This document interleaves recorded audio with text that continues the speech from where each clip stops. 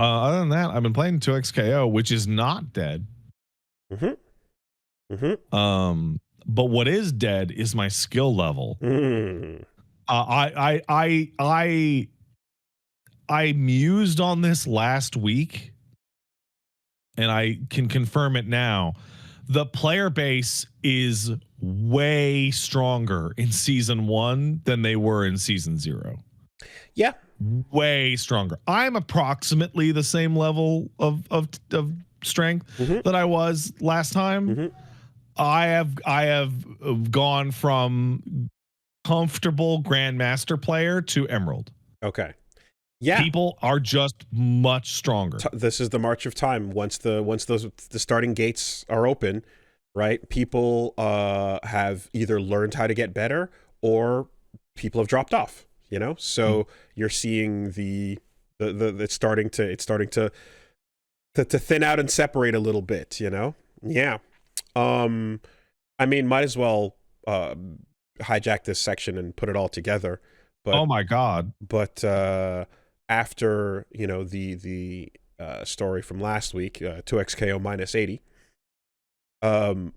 we saw an update where I'm like, I promise we're not dead update. Well, I looked at the bullet point list and I'm just like, that is everything we talked about, isn't it? There's two ways you can go about this. Wandered. You can smell your own farts. Yeah. And be like, wow, they really listen to us because we're so important. Well, or you can smell your own farts and be like, we correctly ascertained all the points that needed to be addressed because we're super smart. Well, I mean, realistically, from being there in person and chatting with the dude, it's like, yeah, no, I think I have concrete, like, they're paying attention to what a lot of people online are saying, for sure. And it's been that way from the jump and from well before it even came out. I remember when I first went to Evo and saw it and got a chance at it and spoke to the community manager and stuff. Like, they're actually out there listening and looking at stuff. And it's a little bit that's one thing that I do think is solid about how they're going about stuff, as opposed to one of the other stories from this week, which is like, hey, it took a while, but eventually the Capcom esports team did allow the devs to walk in and say about 5 minutes of their piece about what the pricing structure would be for the Street Fighter League stuff and the Capcom Cup stuff, and they finally convinced them. But anyway, we'll get there. All this to say that after half the team was let go, some people started putting up their reels, and on their like work that they showed off and stuff, one person accidentally leaked a screenshot with Akali on it.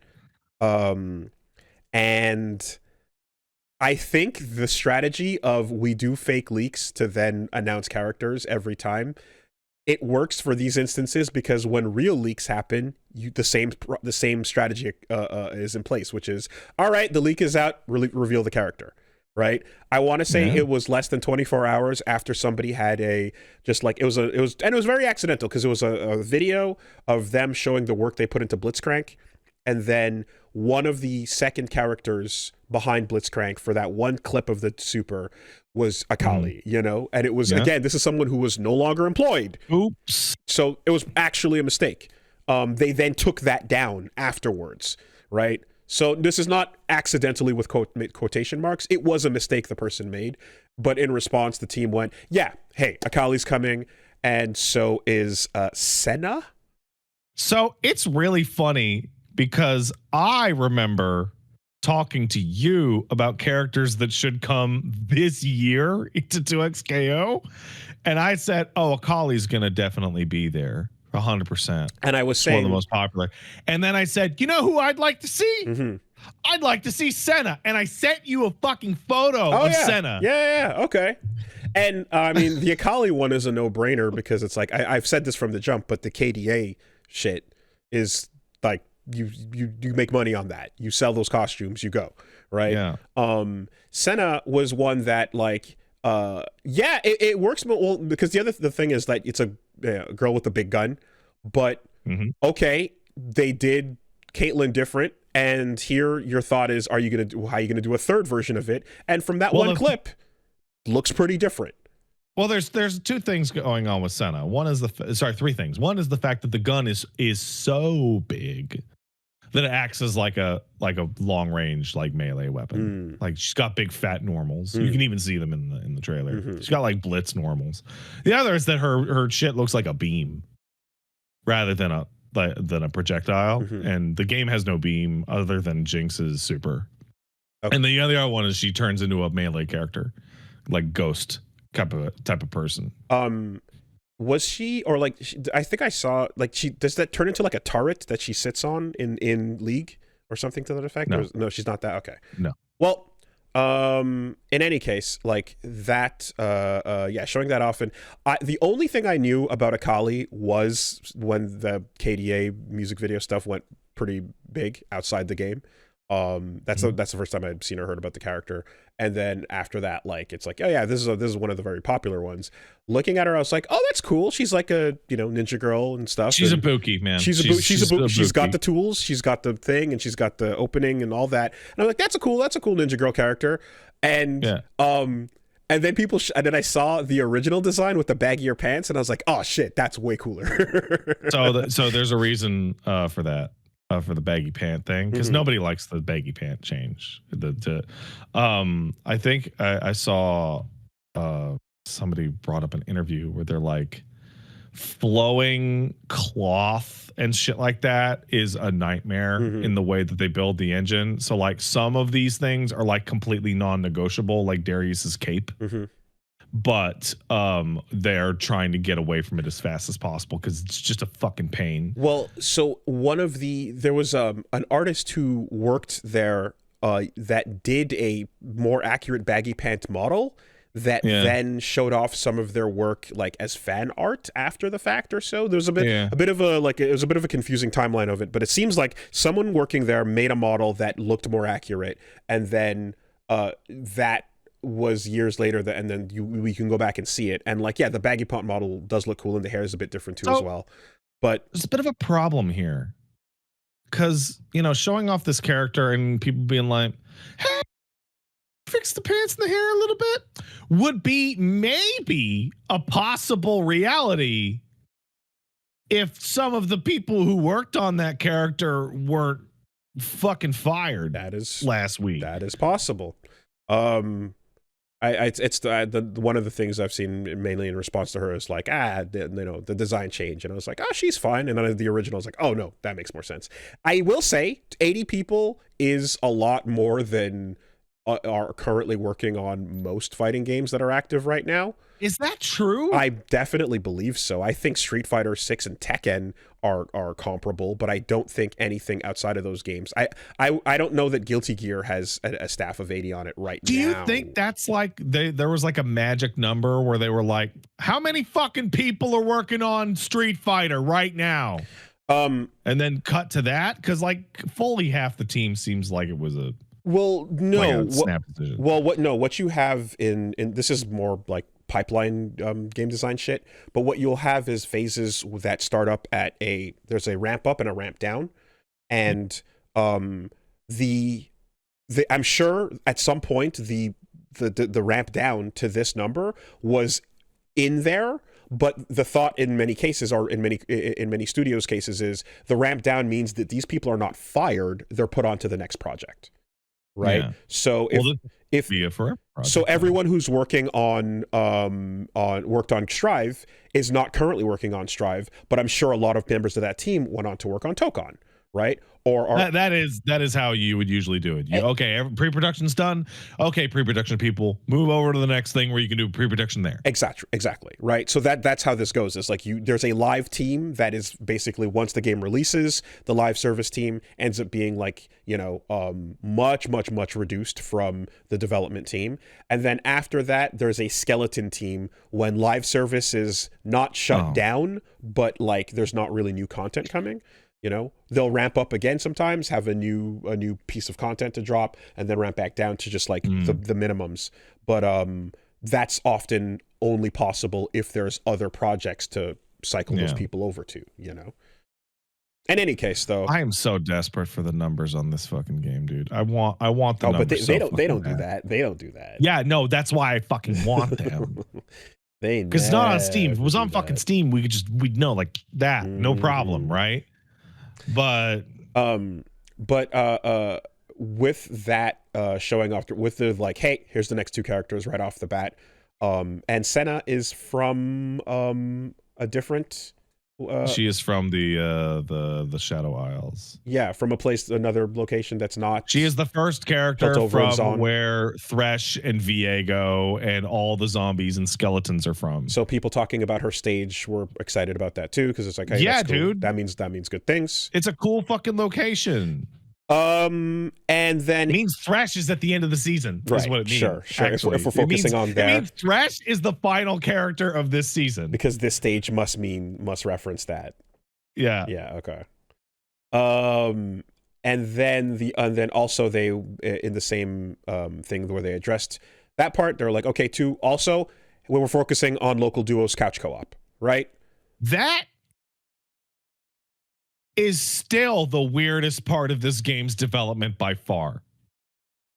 So they're working on prototyping it. That I would expect it for the next season that it would exist. Yeah, it's not something that I would use. Well, we went into that a bunch last week about just like, this seems like the slam dunk over, like, advertise this, everybody play with your friends feature. You know, like two people sitting there together playing online, the most strange fun way to go about this. You know? It's also like the best way to get somebody who might not be into it is to play matches with them, not against them, and to insulate against some toxicity or against some bad feelings, against the stinging of losses, against making learning feel better. It's a force multiplier when you have someone in the room with you playing a game in terms of how good it feels. In fact, one can argue that the fact that these games and most games are online focused now, when you had the okay, I'm just going to bullshit some shit. I don't know what I'm talking about. I'm just gonna throw it out there. Do it. Be like me. All right, do it. I don't know what I'm talking about. But whatever. Woolie opens his mouth and goes fighting games. Yada yada. Okay. Magic the Gathering players, Yu-Gi-Oh players, card game players. We've been talking about you guys a bunch in recent weeks. I need your help one more time. About you people. I need your help one more time. And I do mean you people. Okay.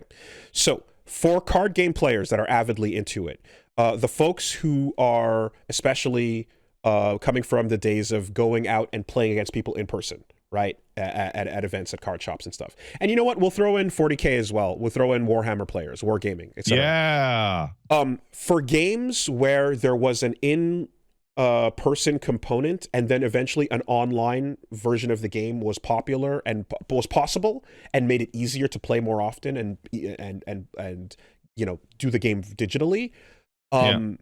Did you notice that community wise or like vibe wise, when things are more focused online, there's a negativity tinge that enters the situation and makes it feel like more hostile than when you got to meet up with people IRL?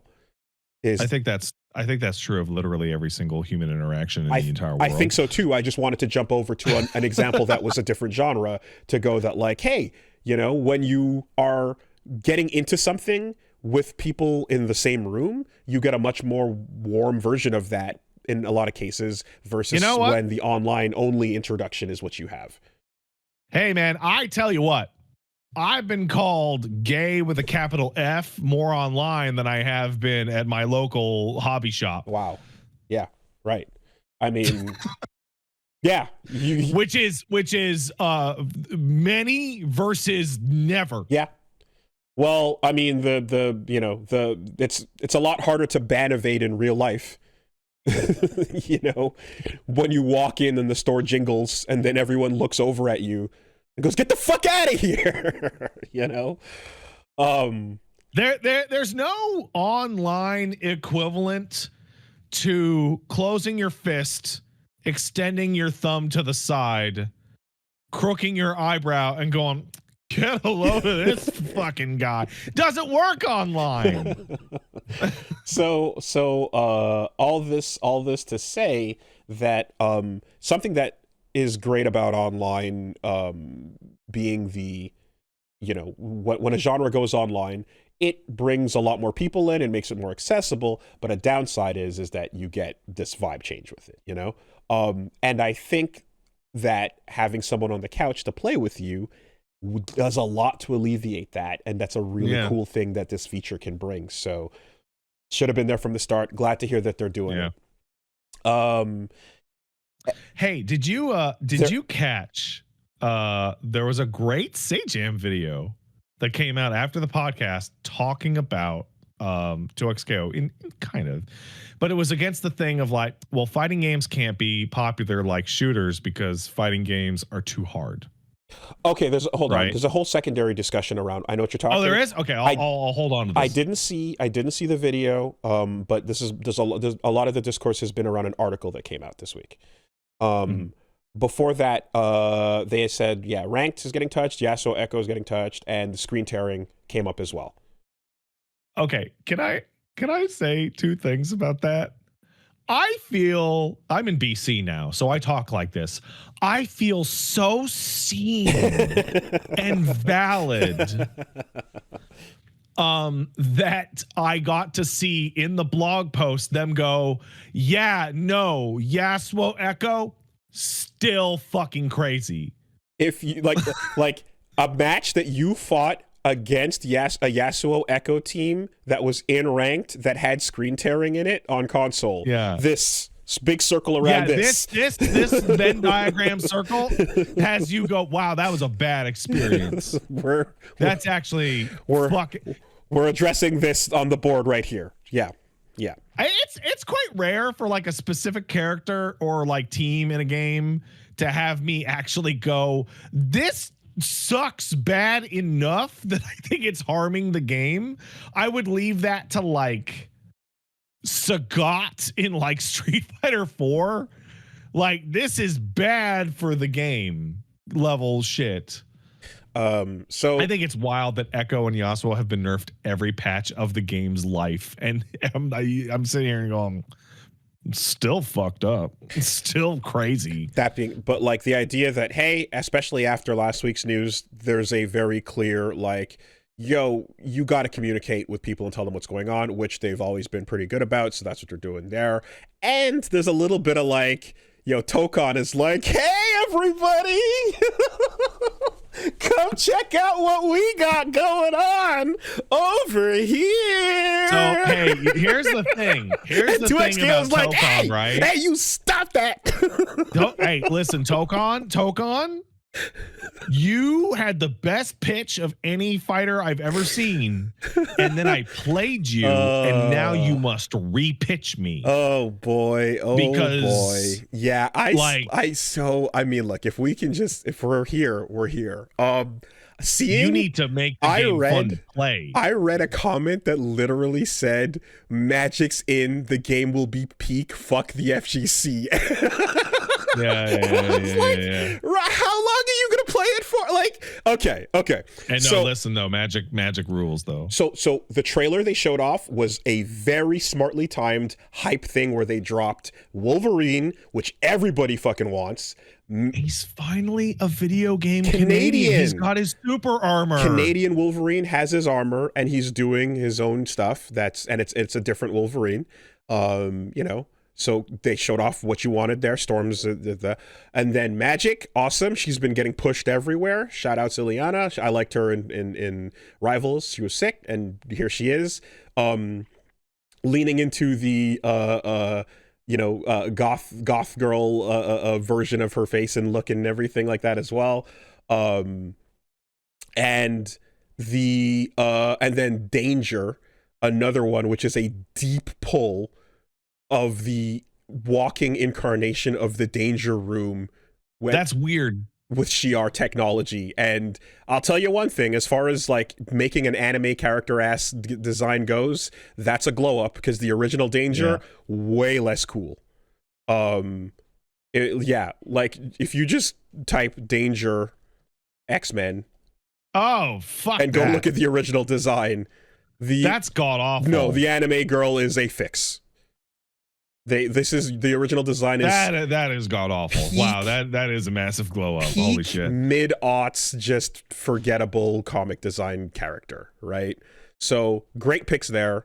Furthermore, they also showed off the assemble mechanic, which they were holding back up to this point, which appears to be a all 4 characters together assembling to do a big super, which is like, Cool. oh, now there's a reason for you to like have your team and get something out of it, because prior to this point, the incentive to have your whole team, it wasn't doing as much because it was very standardized when everyone's assists can do the same shit. Like, listen, man, I've played a lot of Arc System Works games. I don't think that they're going to release a even mediocre fighting game. I hope not. But I would like more proof in my hands, because that beta alpha, whatever the fuck it was rough. Footage, they sped up the tags, and they made it so that the assists coming out don't just do standardized assist things anymore. They do more unique things, so it looks like they're paying attention to that as well. These are all good things, and again, the characters looked awesome. Also, there was English VA in these trailers, so I guess the whole like we're sticking to the Japanese thing, I feel like maybe they went back on that. I think that was always going to be temporary. Yeah, I thought it was part of the like aggressively manga design, was like, no, we're going to go with the dubs the whole way through. But either way, all good. I mean, great to hear Steve Bloom and everyone else killing it.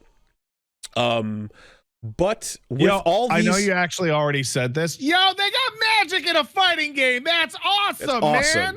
Awesome. That character's been getting way more play over the years. She was in Midnight Suns and Rivals. She's super cool. Her kit is also just fucking perfect for games. I never, back when I was watching the X-Men cartoon and Peter was going, Ileana! I never thought that would turn into this, so that's cool. I'm super happy that she's getting a lot of like play. That's a good reveal of 4 X-Men to drop there. Yeah, 3 new ones too. Yeah. Still concerned the game will not be a fun fighting game. Still concerned about that part of it, and we'll have to see. It would be pretty wild for Arc System Works to miss on something this high profile, because they've hit after hit after hit after hit, and it would suck to have such like good stuff going on aesthetically with nothing going on gameplay wise. That would really be a bummer, but it's not like it hasn't happened before. And the last thing I want to do is enter a world where we're looking at the Marvel equivalent of JoJo All-Star Battle. Oh, I thought yeah, no. I'm invoking that one. I thought you were gonna say the inverted Marvel Infinite. Oh, no. Like, I think what would really suck here is to have a game that is actually appealing enough to a lot of people just visually on cast and style and aesthetic, that like on a casual level you're like, look how cool this is, and people are like, oh, that looks fucking sick, I want to play that. But then when it comes to showing up and people are like, wait, why aren't many people playing this? What's going on? There doesn't seem to be much going, why is it not being supported? Why is it it's because people are like, the actual mechanics of the game are not as fun as other fighting games, and it's very repetitive and stiff and slower and weird, and it sucks because I remember that was the first, like, I learned so much about our internet fucking existence at that point, where just but look how cool the JoJo characters look, and the love, they look really cool. The music, the love, the design, everything about what CyberConnect was doing was so faithful and awesome to representing JoJo. And they just couldn't for the life of them make a fun fighting game, and they changed genres the second time around and just gave up on that. But like, nobody who's just enjoying the cool look at my stand, look at the world, doing an accurate the world, and then Jotaro interrupts it and has a cool hype moment. People who are here for that don't want to hear about the unhype of the game itself not being fun to play. So now we're in this weird place of being like, I don't want to be out like the group is I don't want to be the guy who's like outside the group going, hey, stop having fun, and then everyone keeps playing and whatever, or they're just doing the big thumbs up to you like, okay buddy, whatever, we don't care, we're just gonna have fun. You don't want to be that guy. I actually saw that this past week. So last week we made our yearly series of digs at a PlayStation 1 fighting game called Evil Zone, which led to a fascinating thread that I saw, which was, what is the deal with Woolie and Pat and Evil Zone? Oh, And it basically broke down to a bunch of people being like, oh man, I love that game. That game was so cool. Why would they hate it? And the answer is because it plays like trash. yeah, it's a 2-button fighter that's very bad to feel and play. But it's cool as fuck. Because That's the problem. Because Dan, It's the unique characters yes. and the single player. Because and Dan all that shit. Zyver, the Toku hero, when you go into his arcade mode, has a episodic week monster of the week progression where it's like you're watching his anime going from character stage to fight. It actually fucking rules. It's the coolest shit. All that shit. Every character design coming from their own different anime and having the aesthetic of that and the music and voice acting to make it feel like they're clashing together was and rad. Each character's from a different anime and they all have their own different single player structure. It's awesome. But then the moment you like have to touch it and move the characters, you go, ugh. You know? Right. So the Evil Zone is like the grandfather of every anime game that has the best graphics and the coolest presentation. And you're like, oh, do you want to sit down? Woolie, do you want to come over to the club space and fucking play Nier Ultimate Hero 3? Or do you want to just load it up and have us just watch all the fucking super animations? Literally. I just sat there and showed you guys Nier Ultimate Hero Supers. Do you guys want to play it? No. But look at what CyberConnect can do when it comes to these fucking cutscenes. They're awesome, right? That's it. It's the showcase. And it's been that way for a million years now. Like, yeah, from the beginning of the CyberConnect games till now, I've been showing off just like, check these fucking high-pass supers, though. And so here we are, and I'm like, oh no, this time it's not even CyberConnect, though, it's ArcSys. And you're like, okay, this can... Like, the thing is and this is what's weird about it, is that, like the game is, it's not, like, Evil Zone dog shit to play. No, it's just far from that. It's a whatever. It's a functional fighting game, but it's just, like, it's going to get boring to play a lot faster than the others because most matches feel more repetitive because the characters are more similar than they are in any other genre, any other game right now. I think we may be at a point in fighting game history where the games of old with sprites have fucked up our expectations for every game going forward, and I don't think they'll ever be fixed. Because they announced Marvel Tokon's going to come out as a 4-man tag fighter with a roster of 20, and my brain went, fuck off! Are you kidding me? We were making fun of 2XKO with 11 in a 2-person tag fighter. That's technically worse. 5 teams of 4, yeah. 5 teams of 4.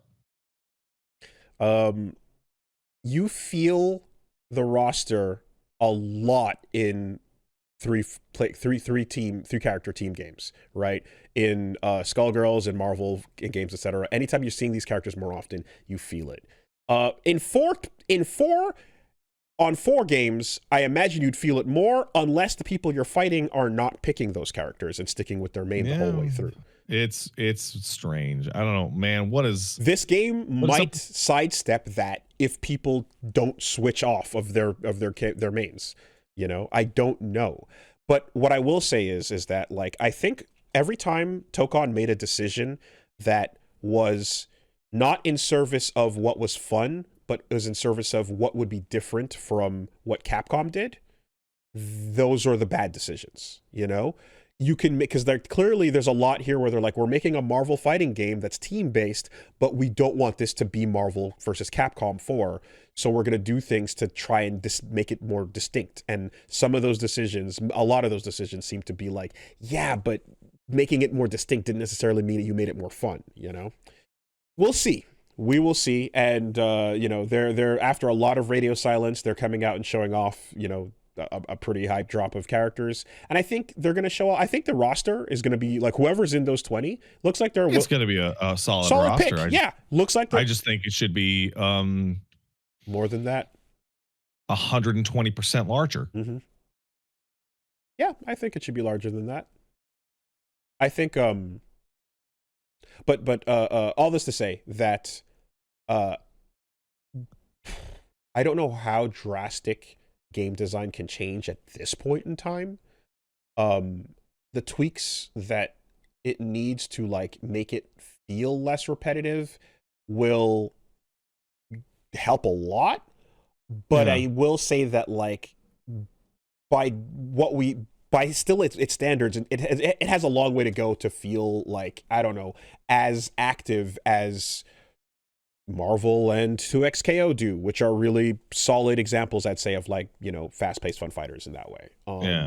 And well, you know, I guess the other thing too is like, if you do bring out like good picks 4 at a time, each one of these seasons is like, you know, you're dropping a whole group on the game or whatever. Is that how it's going to work? They're going to drop all 4 at once? All 4 Fantastic Four characters at once in one piece of, or is that how that's going to release? Because usually they just release one at a time. Or they'd announce a season, right? I imagine they could announce a Fantastic Four season, they could, or something to that effect, you know, or the Blade Morbius fucking vampire season or whatever, you know. I don't know, but that it's Marvel. So again, looking at Rivals, it's like that could do wonders for that game in terms of just getting people to pay attention to it and stuff. But I just, you know, Reggie and I were kind of having this conversation a little earlier too, where he was like, people in sort of like people in the community around us were just going like, oh, yo, checking out the trailer and shit, and he's kind of going like, okay, I'm hyped to see Magik, but I want to also enjoy playing as her, right? It's not just looking at her and rotating the model around. I want to be doing cool shit. That's a question mark. We'll see. That's a question mark. You know, that's it. I'm that playable alpha didn't inspire the confidence I was hoping it would. And you don't want to pour water on excitement, but like, I can't stop thinking about how played a couple games one day, and then you played a little bit, and I just got the text like, oh. Yeah, what was the text I sent you? It was fucking mean. It was like intense. It was like something to the effect of like Tokon is woof or something. I forget. But like, I was like, yeah, I'm scrolling. You felt it immediately, and I felt it, and then people I was playing, we all felt it. Like, oh no, this has a lot going on aesthetically, but fuck. That was a while ago. I'm not gonna be able to. Don't choke on the gameplay, guys. Yeah. All right. Well, anyway. I wanted to briefly talk about the Sajam thing, and it was just a reiteration, but he put out a great video where one of the complaints of 2XKO and why it wasn't doing so well is like, fighting games are just too hard, right? And he went to reiterate a point that he's talked about a lot, which is like, Deadlock you can't even fucking go and just download Deadlock. Other genres and it's are pulling like 130 fucking thousand people a day. That is the most complicated fucking game I have ever played in my life. Yes. Other genres are harder to learn.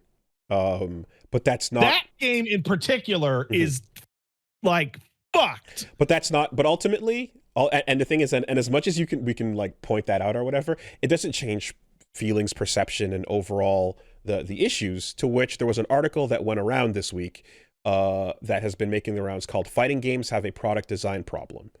I think that article was pretty solid, honestly. I didn't finish. I got through most. I was I think just the last little part here, but everything I was reading in, and I was like, yeah, I get where you're coming from on this, and a lot of that does it echoes stuff that I had been bringing up for years, which is overall like the long story short of it is that like. Yeah, you can talk about making games more easy, or making them more, you know, simplifying how difficult combos are to do, or trying to make the experience of getting stuffed out, getting beat down by people who know how to play. You know, you can try this over and over again, but you're going to get the same results every time. And like the thing that feels, and it is true that like you're kind of like repeating the same action, and you know, you can present it differently. Like modern mode in Street Fighter 6 did a good job of presenting the same thing differently, and people were willing to take to that. But Street Fighter 6 is also awarded a lot of privilege that other games in the genre are not. people will always work harder and try to play more of a game than when you have to fight somebody. You're always going to face people who've played more and are going to be better at it and will be able to do You've that. always going to encounter sweats. Nothing is going to change that, and whatever you feel because you fight somebody who's doing that that doesn't go away, right? So but overall, the kind of buildup of like all of this and how it affects the numbers and how many times people have tried to do the same thing, you can even the excuses of kind of like talking about how it is, and it is true to some degree that like having a team around you, the feeling of like not blaming yourself and all these things have been excuses and things that we've talked about for a while. But the core point of the article is that what matters and what makes people feel good when they play a fighting game is the core idea is you want to feel like an action hero in a movie. You want to feel like you're a cool fighter doing cool shit fighting people in like an action sequence, right? That's it. That's the core design idea and philosophy that people are looking to achieve and to accomplish. And the more you lean into that and the more you build around that idea and not lose sight of that, the more you're going to be able to attract people with this. And so like, yeah, something I've definitely said for a while is you got to make a good single player experience that people can jump into and enjoy, because people buy games to have that single player experience in everything these days. That's what they want. The article describes like loading into like a dojo with like you picked a clan in particular, and sometimes you go in and you might see other people training and you can like choose to go spar with them, or you can choose to go out solo or whatever. And I'm like, yeah, that's more or less a version of what I was describing, where I'm like, I want a fighting game where you load in and on the lobby you grab your boys, or you jump on Friday night, we're gonna go play ranked together. You give a place where people can train together, the online cooperative experience, etc., making it fun to do what people do in other games where you play with a team of people. It says a lot about MMOs and MOBAs and stuff like that. That doesn't really apply to fighting games because of the team aspect. Because we always rag on and make fun of people like, you can't blame your teammates when you lose if you're playing a fighting game, right? Because it's just you. But it does in fact miss out on the fact of like, let's take League of Legends, right? League of Legends is a toxic shithole invented by scientists to get slurs thrown at you. It is one of like the worst social experiences you can have with digital content, unless you play with a 5 stack of people you actually know. Right. And then the game turns into a legitimately completely different game. Right. I used to play Heroes of the Storm for a short time with all of my buddies from FF14, and we would be on voice chat, chit-chatting as we played Heroes of the Storm. That was a dramatically different game at its core than queuing in to fight with randoms. But with fighting games, that's kind of your fucking experience unless you go to a local meetup. And so a big analogy that's brought up here in the thing as well is, there's two things. One, there's a StarCraft 2 comparison that comes up where it's like StarCraft 2 was a flawed game from the jump, and for years there was nothing that anyone could do to fix it except only Blizzard were the only ones that could have made the game better, but they didn't. And so what ended up happening was, while the game was bad and kind of like on this like death roll slow across the years, there were people who were making videos and a community around it of people that were kind of being I guess like toxically positive was what they were describing, trying to kind of, bro, I hate toxic positivity so much. And the idea was to kind of be like, no, the game is fine, guys, there's good stuff here, we gotta just like wishful thinking into being good, right? And to that effect, it's kind of going like, so for the content creators that are kind of like doing that with fighting games, going like, just be positive about it, even if the products that people are getting are not great products, that's a bad way to go. To which I'm kind of like, okay, I get the point of that, and I do see how exactly toxic positivity, especially in a development environment like Concord, is like the worst shit ever. And when something is a bad bargain or a bad product for people to buy, even if there's other shit there that's good, you can't ignore that and just be like, no. it's fine if this doesn't have things that people would want to be willing to spend their money on in any other genre's case, because you've already got your chessboard and that's all you need, right? Like, I get that, like, for people like us who are like, we like this core mechanic and that's all we are focused on in this way, that is, you can appeal by focusing on that, but you want to sell a game that is competing in the market with every other thing coming out these days, you need to make sure it's a complete product. So there's no point in just like gassing up something that sucks and that's a bad bargain for people to buy and spend their money on. What I will say is, just like I was talking about with the Magic and Magic cards and Yu-Gi-Oh! and Games Workshop just now, is that growing up in and playing fighting games and growing to learn them in an environment where when you took losses, it was like, fuck, you got me, right? With the person right there. So like, that's just kind of like, you're still having fun. You right? that you can, and then that guy can go like, nah, and like, maybe you could try this. And like literally like the first thousands of matches in multiple different games over the years I played were in the room with people going, and it just kind of was like, fuck. And we're all smiles, right? I'll tell you. Versus that same first 100 matches in your room alone, quiet, stewing because you just got beat and don't know what happened. That feeling is not the same, right? And because I know that's not the same, I just don't want to lose this thought because it's going to escape me. Yeah, I know. I'm just like... Because that feeling is not the same, and I know that it's hard to find that nowadays because you're mostly going to be online playing in this way. I want people... My whole thing with like fighting games is I want people to know that the cool version of this does exist. Like, I want to share the thing that felt good about what I got into, you know? And like, to make that happen online is harder. It takes more work, you know? I still think it's possible. And I also think it helps if you go to a local and see it in person so you can know, oh, this exists and this online version exists. But fuck me if it's not harder to find that joy and encouraging thing that you want to return to without the in-person vibes that make it fun to do, you know? So I don't know if it's my personality or whatever. I could play a set first to 50 in which I lost 50 in a row to a guy who is going, look at his dumbass, can't do shit. And I would feel better after that about the game than I would losing like 3 sets of ranked matches in a row to dead silence. Because at the end of the day, one, I can actually turn into like antagonism or like, oh man, fuck this guy, I'm gonna show him, versus the thing people who watch my streams have actually noticed this, where I'll be like, man, I'm fucking trash at fighting. I'll be playing like master rank matches in fucking Street Fighter 6, and I'll lose like one match. I'm like, just trash, dude. Oh my god, I don't know how to play this fucking game at all. Oh my god, dude. Like, I was at Funzo, the barcade in Montreal. I was playing Street Fighter 4, and I was shitting on a bunch of Geef players with Blanca because I learned how to do that matchup. And this one dude, PTS won. Where'd you learn that match? Fucking asshole. Crouching Fierce ass, get the fuck away from me. And this one dude, PTS won, came in and we ran the set, and he was harder to fight and he was doing shit. And at one point he's like, oh, you think you know Geef? You think you know Geef? Let's fucking go. And I'm like, what the fuck? And I did. Every time Geef tried to get in and avoid shit, I would upball the fuck out of him.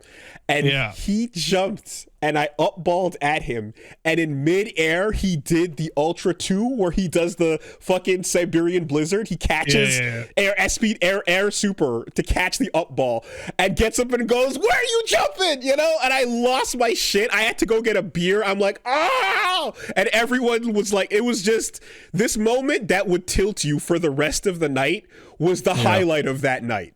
You know, I got my ass stomped and it was so fucking good, you know, and that is hard to capture in this new world we're in. You know, I want to show people that it is possible, but there's a difference between it's hard playing 2XKO online and jumping, and the instant I hit the fucking up button, my brain registers you just fucking killed yourself. Darius right? goes like that, versus in person playing, I'm not to say I haven't played it in person, but whatever, playing Street Fighter and hitting the up button and saying out loud, I just fucking killed myself. And the guy sitting next to me going, yeah, you did. Right? Like there's a world of difference. Yes. The noises that come out of Reggie when I do Galactica Phantom. You need to hear those in order for the experience to change, you know? So all this to say that overall the points laid out were pretty much correct there, and it's stuff that we had been that I've been reiterating for years, and like, yeah, you need to make a game that has all the things that, you know, people who are veterans of the genre and have people who've been playing forever and like skill ceiling, etc. All that can be in there. All that is not. There is a red herring in getting too caught up in like that part of the game and that the experience, when really you want to offer a game that has a compelling reason for people to return. World Tour is a step in the right direction, as you know, and you want to have things where people can play online together as a group. I've been trying to push that idea, but as always, the caveat between all these things is you could just throw the idea out there, because remember, there's examples. People can go, hey, Them's Fighting Herds had the salt mines where you'd go and play an asymmetrical match with other people in a really fun way. That was really cool. Absolver lets you join groups and you could do the parry guild, or you can be in the focus attack guild, and you can go and just wander and fight or train or join different dojos, etc. But you have to execute it in a way that is good and appealing and makes people go, oh fuck, that's super sick, I want to go play. Like, it needs to be cool as well. Like, it's not just the feature in and of itself. It's got to be unabashedly, nakedly appealing and cool, and like, you need to have the execution of these things be done well. World Tour is, yeah, you know, it's cool on paper in a lot of ways, and it does its job, but it's not the type of thing that is good enough to return to over a long period of time, nor to convince people to go sell the game just on that. Hey, Woolie, I want your armchair opinion on 2XKO. Because I mentioned this last week, but I don't think I got your like thoughts out of it. Do you think that it would have been a better release if they put out a significantly worse fighting game that had a full single player suite and local online co-op and more characters? Like a 20-30% worse game to play. Okay, well, this is the alternate version of what I asked last week, which is, what if we got a reskin of Rising Thunder? Yeah, with more characters, right?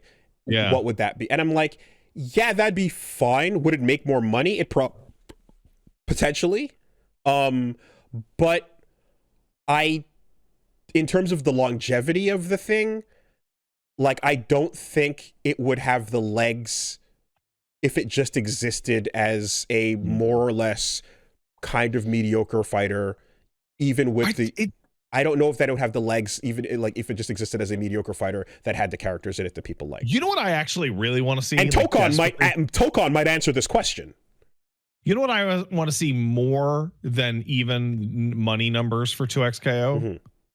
I want to see the fucking rank distribution. Oh yeah, that'd be interesting. Because I want to see how many people are living their best life doing dailies in bronze based entirely on, oh man, it's Jinx from Arcane. So it probably looks exactly similar to the Street Fighter 6 stuff that we see. Candy Cat is somebody who does stats for Street Fighter 6 rankings, and you can see the rank up, the amount of players, and you can see how like it goes up to a certain point, or it drops off at a certain point, and then shoots back up with master rank, where people get to that point and then stop. It looks probably the same in most of these games, you know? There's a steady decline, and then there's a jump at master, or grandmaster in this case. And then people are like, okay, I made it, I'm good, you know?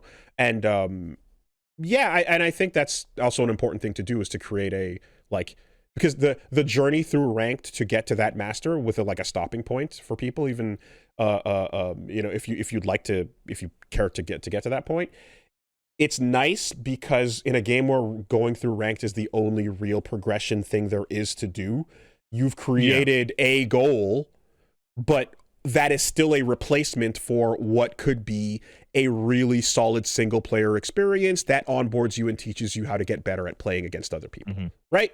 Like, it's replacing that. The stopping point for Master is a replacement for a some sort of single player thing. Yeah.